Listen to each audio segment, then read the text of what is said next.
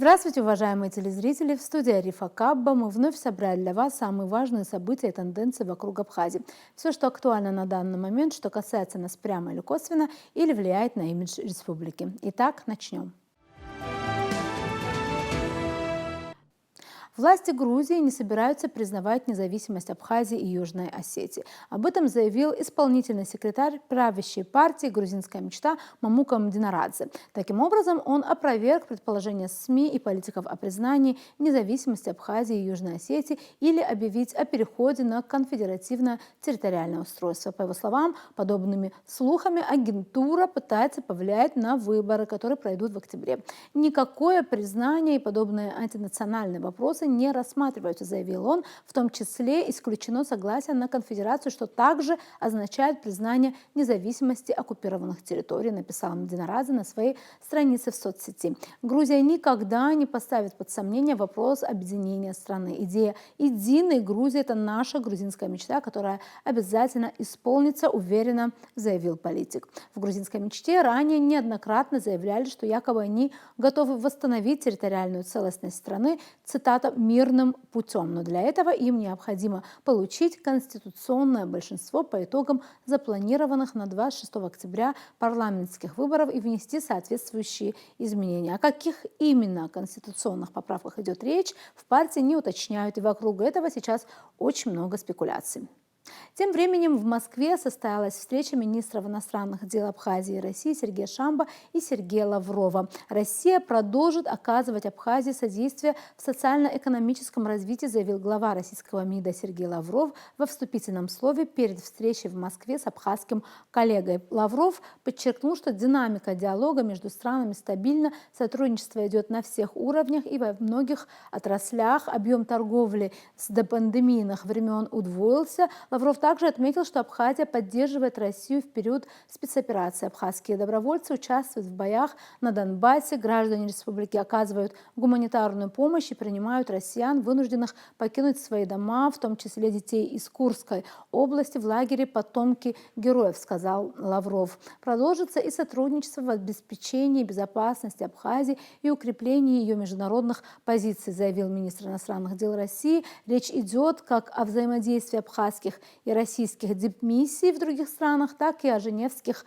дискуссиях. Цитата: «Мы занимаем принципиальные позиции, продвигаем такие договоренности, которые будут надежно обеспечивать безопасность и стабильность в регионе на основе признания реалий, включая независимость Абхазии и Южной Осетии», отметил Лавров. Также он добавил, что договорно-правовая база взаимоотношений между Сухумом и Москвой насчитывает более 120 документов и выразил надежду на то, что проекты, находящиеся в работе, будут оперативно согласованы. Признание России независимости Абхазии открыло огромные возможности по обеспечению безопасности и развитию экономики республики, сказал в свою очередь глава абхазского МИДа Сергей Шамба. Если до 2008 года, до признания России Абхазии, у нас в общественном сознании превалировали страхи, угрозы новой агрессии со стороны Грузии, то после тех договоров, которые были заключены между нами, эта угроза отошла на задний план. Люди стали думать об экономике, о социальных вопросах, сказал он. Шамба также отметил, что сегодня в непосредственной близости от Абхазии происходят грандиозные события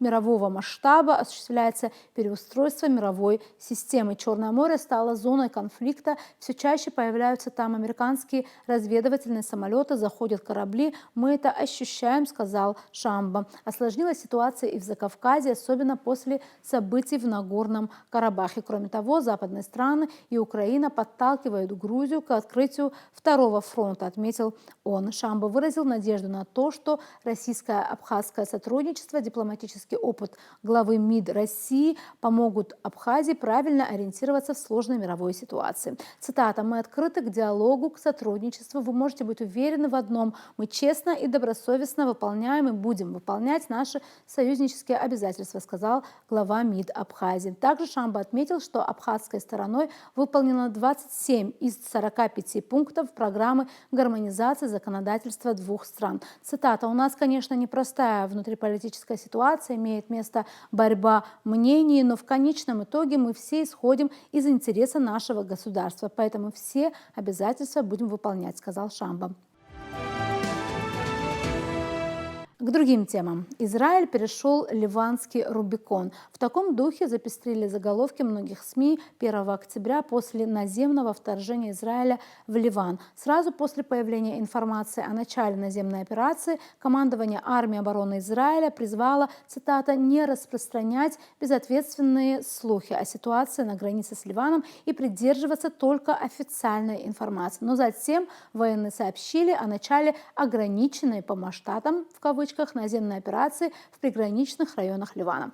Наземные рейды, как утверждалось в официальных заявлениях Израиля, направлены исключительно, цитата, «против целей и террористической инфраструктуры организации Хазбалла в нескольких деревнях, расположенных рядом с границей, откуда существует немедленная и реальная угроза для израильских населенных пунктов на северной границе». Конец цитаты. Основной целью операции была объявлена, цитата, «защита граждан Израиля и возвращение жителей Северного Израиля в свои дома». О новых действиях против Ирана и его союзников незадолго до операции в Ливане предупреждал и премьер-министр Израиля Биньямин Нетаньяху. Цитата: «Мы ведем войну за наше существование», сказал он дословно. «На Ближнем Востоке нет такого места, до которого Израиль не может дотянуться», отметил Нетаньяху во время обращения к иранскому народу, пообещав иранцам скорую свободу и поддержку Израиля. Если говорить о реакции за океаном на происходящее на Ближнем Востоке, как утверждают американские журналисты, администрация Джо Байдена заранее узнала о планах Израиля в Ливане и отговорила премьер-министра Израиля Биньямина Нетаньяху от проведения масштабной операции. После того, как официальные лица США призвали его пересмотреть свое решение в ходе обширных переговоров, он решил сократить масштабы, сообщили журналисты NBC News. В настоящее время в США обеспокоены возможным расширением операции. Министр обороны США Ллойд Остин при этом поддержал действия израильских военных, направленных на, цитата, «демонтаж инфраструктуры Хазбаллы в приграничных районах». Президент Джо Байден, в свою очередь, продолжает настаивать на прекращении огня. «Я обеспокоен больше, чем вы можете себе представить», сказал он. Издание «Политико» выпустило большой материал на тему под заголовком «Как война Израиля и Хамас отодвинула на второй план другие горячие точки мира». В этом материале утверждается, что Байдену задали вопрос, смогут ли Соединенные Штаты справиться и с войной на Украине, и с новым кризисом на Ближнем Востоке. И, дескать, американский президент ответил так: «Мы же Соединенные Штаты Америки, ради бога, мы можем позаботиться об обоих и при этом сохранить нашу общую международную оборону». Конец цитаты. Авторы статьи отмечают, что кризис Израиля Газа выделяется как одна из самых сложных дипломатических проблем в мире, а также как серьезная гуманитарная катастрофа. Любой администрации, имеется в виду, конечно, американская, было бы трудно ориентироваться, не пойдя на некоторые компромиссы, пишут авторы статьи. А области, которым сейчас не уделяется столько внимания, завтра могут стать чрезвычайной ситуацией. Далее приводится несколько приоритетов внешней политики администрации Байдена, которые были отодвинуты на второй план или нарушены кризисом на Ближнем Востоке. Среди них поворот в сторону Азии снова споткнулся, пишут аналитики. Администрация Байдена была вынуждена перенаправить основные военные активы, включая ударные группы авианосцев из Индо-Тихоокеанского региона на Ближний Восток. И это происходит как раз в то время, когда нервные союзники Япония, Южная Корея и Филиппины стремятся усилить присутствие США на своем собственном заднем дворе, подавая сигнал Китаю. Далее 3 высокопоставленных представителя Министерства обороны и безопасности Восточной Европы заявили, что кризис на Ближнем Востоке отвлек внимание Запада от войны на Украине, где Россия упорно добивается постепенных успехов. «Мы понимаем, что США не могут делать все и везде одновременно, а Ближний Восток, безусловно, отвлекает внимание Украины», сказал один из чиновников. Украинские чиновники и другие аналитики также выразили опасения, что собственные мирные планы Украины затмеваются дипломатией ближневосточного кризиса. Данные также показали, что Байден сбавил обороты украинской риторики, и на фоне всего этого в Африке зреет одна из важнейших гуманитарных катастроф, утверждают аналитики, а именно война в Судане. Около 25 миллионов человек оказались на грани голода. Однако американские чиновники, работающие над политикой в отношении Африки, в частном порядке негодуют, что эта проблема получает лишь малую часть того внимания, которое администрация Байдена уделяет Ближнему Востоку. Объединенные Арабские Эмираты поставляют оружие одной из воюющих сторон силам быстрой поддержки, обвиняемым в геноциде и этнических чистках. Некоторые аналитики утверждают, что администрация Байдена преуменьшает роль Объединенных Арабских Эмиратов в Судане, поскольку Вашингтону нужна их помощь в ближневосточном кризисе. И все это лишь взгляд на ближневосточное обострение из-за океана. Подробнее на эту тему и другие мы побеседовали с политологом Бесланом Камки. Предлагаем вам интервью с ним. Беслан Астамурович, приветствуем вас в нашей студии. Хотим начать с важнейших событий в мире, скажем так. Одно из них – это обострение ситуации на Ближнем Востоке. Как мы знаем, это всегда полыхающая точка на географической и политической карте Земли, но сейчас речь уже идет о наземной операции в Ливане. Как вам кажется, каковы причины вот именно этого последнего обострения?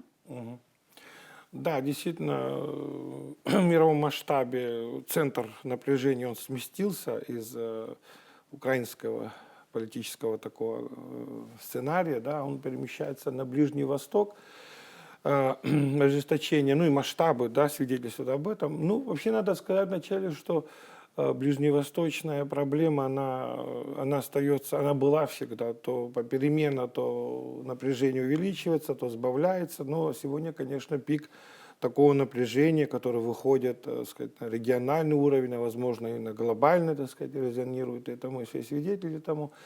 Действительно, ну, скажем так, накопившиеся проблемы, да, они накопительный эффект имеют, то есть противостояние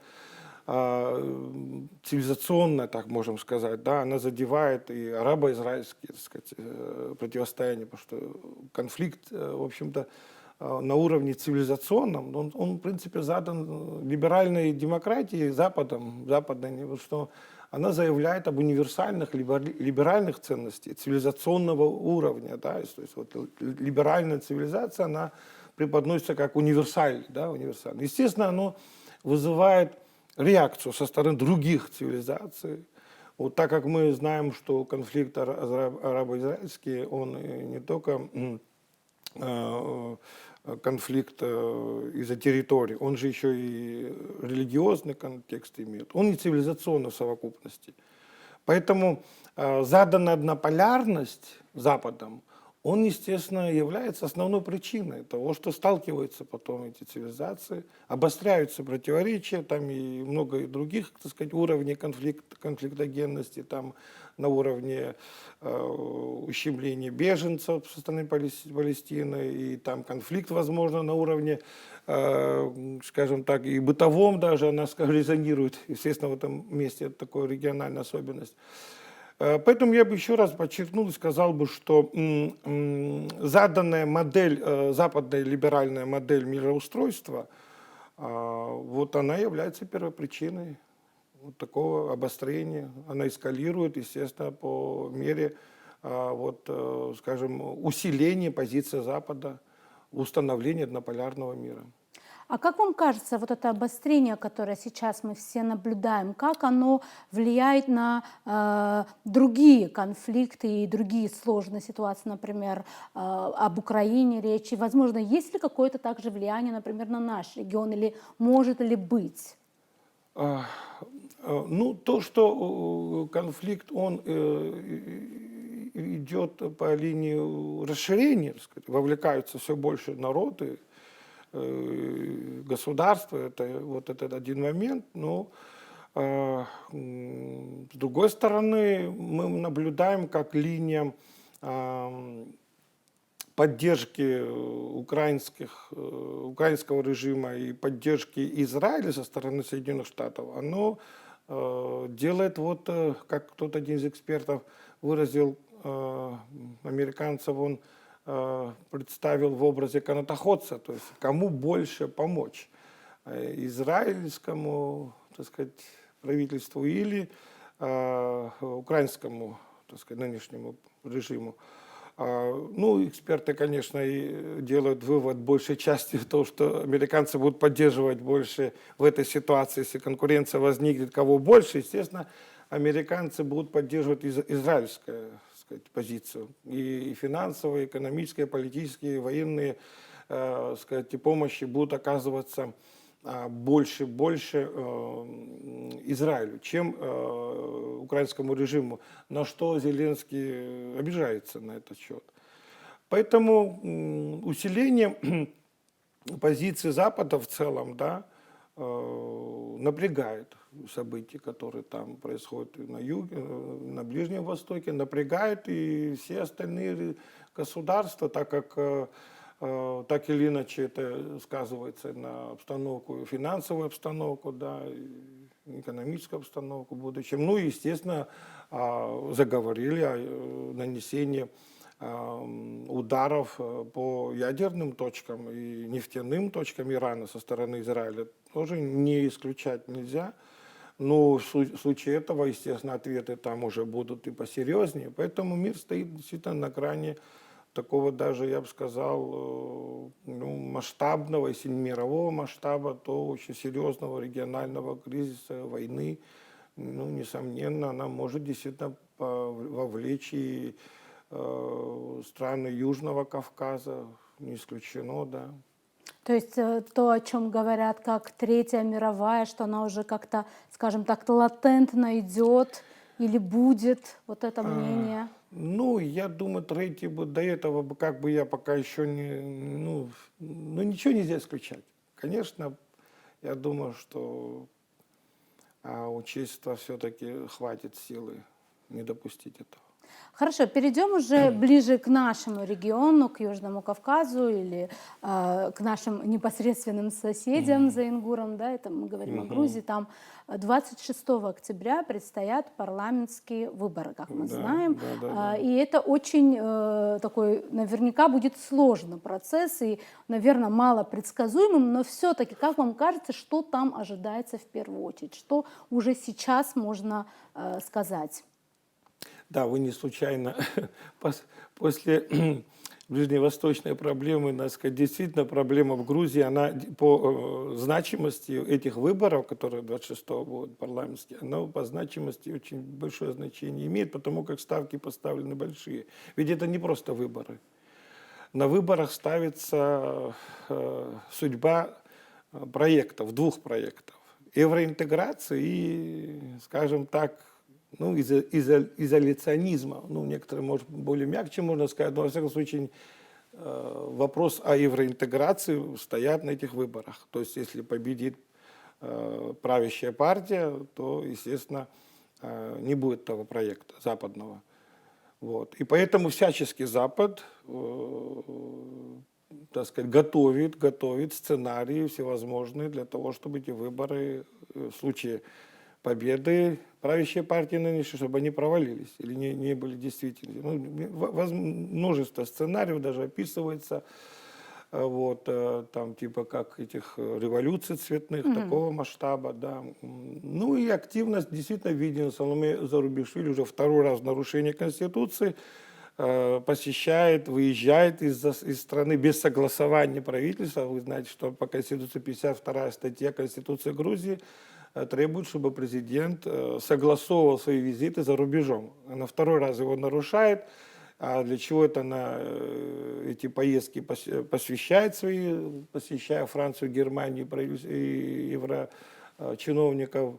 Для того, чтобы готовить почву для интеграции всех сил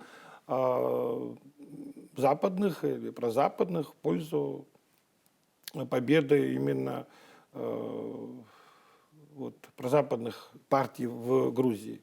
Активность очень высокая, еще раз повторяю, ставки большие ставятся на эти выборы. Вот. И поэтому Запад здесь, не знаю, некоторые эксперты тоже говорят, кто наблюдатели, там, что выборы приведут к столкновениям. В общем, да, сценарии очень могут быть всевозможные. Да, я хочу сказать еще о том, что, да, прозвучали в адрес Абхазии и Южной Осетии со стороны правящей партии, премьера, некоторых движениях о переформатировании чуть ли Грузии с принятием поправок Конституции, так сказать. Мне кажется, что эти проекты они почву пока не имеют, реалистичную почву, я имею в виду интеграцию Южной Осетии и Абхазии в одно политическое пространство. Конфедерация, да, Ну которая... да, ну конфедерация это не государство, даже и это, возможно, проблема. Это конфедеративный союз, это союз двух государств при сохранении своих независимых конституций. Вот то, что они вкладывают в смысл конфедерации, правда, мне непонятно, но если говорить о конфедерации, как это понимается, скажем так, в терминах универсальности, во всяком случае, европейских энциклопедий. Конфедерация – это союз государств при сохранении Конституции, при отсутствии соподчиненности Конституции. Ну, об этом, в принципе, как раз да. только что заявил один из грузинских... Да, если так речь об этом идет, ну, здесь еще обидного-то и нет. Вот. Конфедерация, так конфедерация, можно заключать союзы, и насколько это возможно, в какой сфере и так далее. Ну, если это... Кстати говоря, конфедерация это логически требует признания. Да, вот об этом как раз я хотела сказать, что об этом как раз и сказали, что это невозможно, потому что это означает признание. Да, совершенно верно. Конфедерация, да, само слово говорит, что это союз двух совершенно союз двух государств. И там принцип соподчинения не существует в Конституции. Вот. А вот хотелось бы все-таки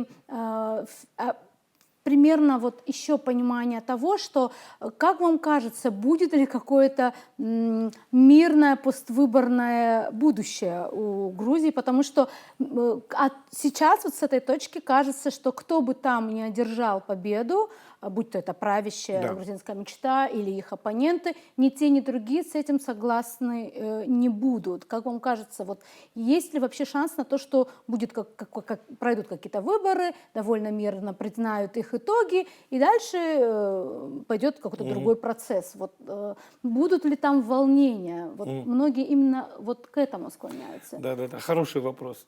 Задаете хороший вопрос. Я так отвечу. Грузия за последние, ну, скажем, новейшую историю с крушением советского и становлением Грузии как государства, независимой, ее модернизация, так будем называть, трансформация, или как угодно, оно пошло по радикальному пути. То есть отрицание всего прошлого, отрицание всего, что было связано с Россией, соседями, и такой резкий, радикальный поворот на Запад. Вот. И вот такой резкий, так сказать, радикальный поворот, он в науке, в политологии называется неорганический путь модернизации. То есть это вот, знаете как, это какой-то неестественный, совершенно верно, неестественный путь. Вот. Он чреват чем? Что он, не имея серьезную почву, органическую, то есть вот преемственную, да, на чем она стоит, вот, она может резко пошатнуться. И вот процессы дестабилизации может начаться, как вот в вопросе вашем справедливо прозвучало, не будет ли процесс дестабилизации, независимо, кто там победит. На самом деле оно будет дестабилизироваться, независимо от того, кто пришел к власти, потому что вот тот процесс неорганической модернизации, он даст о себе знать. Вот почему вот ученые, так сказать, говорят, что модернизационные процессы, они сложные. Важно, чтобы не было, вот, скажем так, прерывистости. Вот это всегда революционные такие моменты, да, они опасны дестабилизации в будущем. И таких примеров много, да. Кстати говоря, ведь Запад ведь поддерживал Грузию скорейшему такому модернизационному процессу как бы противовес как бы другим республикам, которые не отделяются или не уходят от России, да, как бы, вот.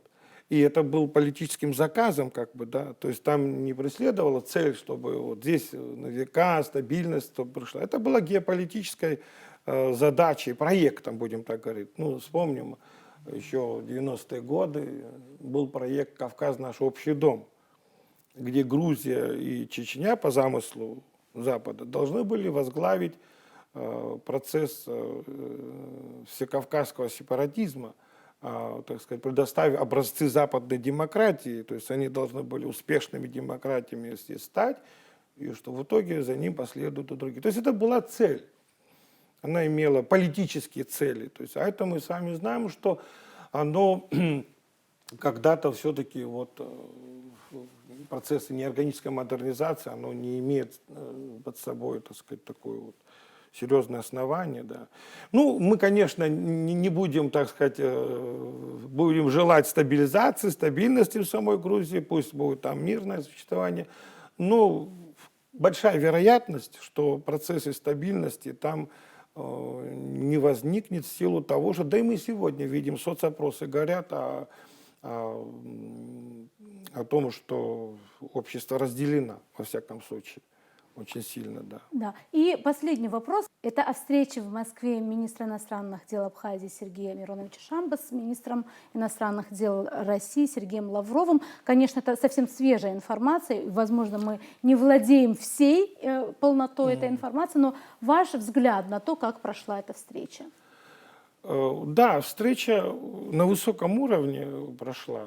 Ну, Сергей Миронович представлял Абхазию на высоком дипломатическом уровне. И я могу, так сказать, отметить вот это именно высокий уровень подачи, состояния и проблемности в самой Абхазии, и в то же самое время подчеркнуто, скажем так, факты в историческом плане и современные события, которые Сергей Шамба привел на встрече. Здесь четко подчеркивается преемственность, так сказать, курса, союзнического курса с Россией не только сейчас, но и в историческом плане, в XIX веке, в 20 веке особенно, да, 20 век, Первая мировая война, Вторая мировая война, где абхазы сложили головы за единство судьбы общей нашей, да, разделяя нашу общую с Россией судьбу. И здесь Абхазия была представлена на встрече в таком хорошем действительно уровне. Но это, мне кажется, что это плюс для дальнейшего уверенного движения. Благодарим вас, что вы пришли и ответили на наши вопросы. Спасибо. Пожалуй, это все темы, на которых мы хотели сосредоточить ваше внимание на этой неделе. Мы будем продолжать держать руку на пульсе событий и отслеживать самые важные и интересные события вокруг Абхазии. До новых встреч в эфире.